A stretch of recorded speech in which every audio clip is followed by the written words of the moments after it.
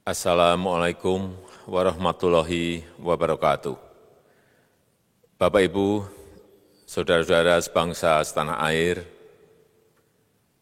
pagi tadi saya telah memimpin rapat terbatas secara virtual tentang Undang-Undang Cipta Kerja bersama jajaran pemerintah dan para gubernur. Dalam undang-undang tersebut terdapat 11 klaster yang secara umum bertujuan untuk melakukan reformasi struktural dan mempercepat transformasi ekonomi. Adapun klaster tersebut adalah urusan penyederhanaan perizinan, urusan persyaratan investasi, urusan ketenagakerjaan, urusan pengadaan lahan, urusan kemudahan berusaha, urusan dukungan riset dan inovasi, urusan administrasi pemerintahan, urusan pengenaan sanksi, urusan kemudahan pemberdayaan dan perlindungan UMKM, urusan investasi dan proyek pemerintah, serta urusan kawasan ekonomi.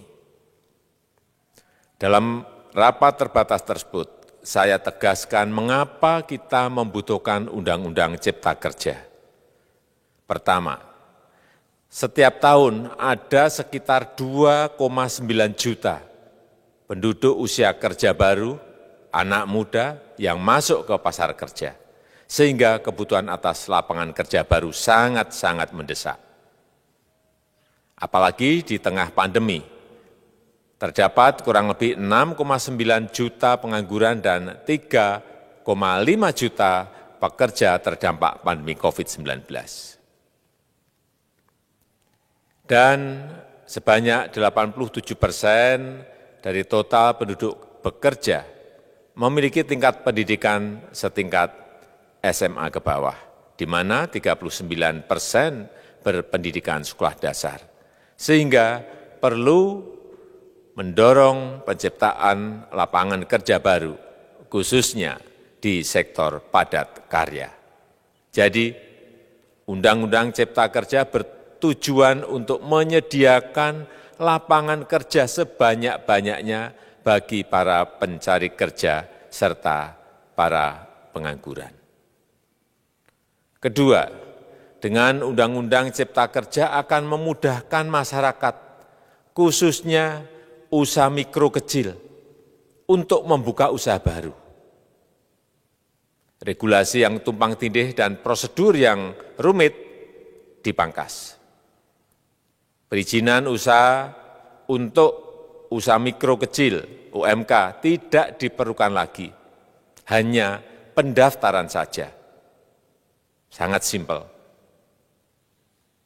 Pembentukan PT atau perseroan terbatas juga dipermudah. Tidak ada lagi pembatasan modal minimum. Pembentukan koperasi juga dipermudah. Jumlahnya hanya 9 orang saja. Koperasi sudah bisa dibentuk.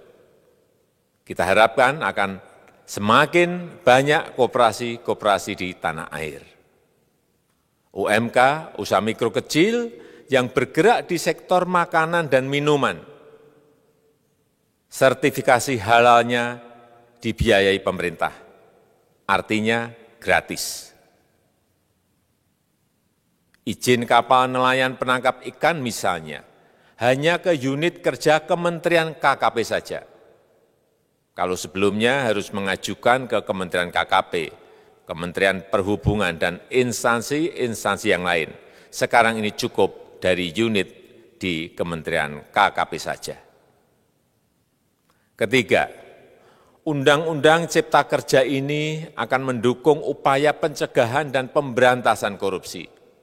Ini jelas karena dengan menyederhanakan, dengan memotong, dengan mengintegrasikan ke dalam sistem perizinan secara elektronik, maka pungutan liar, pungli dapat dihilangkan.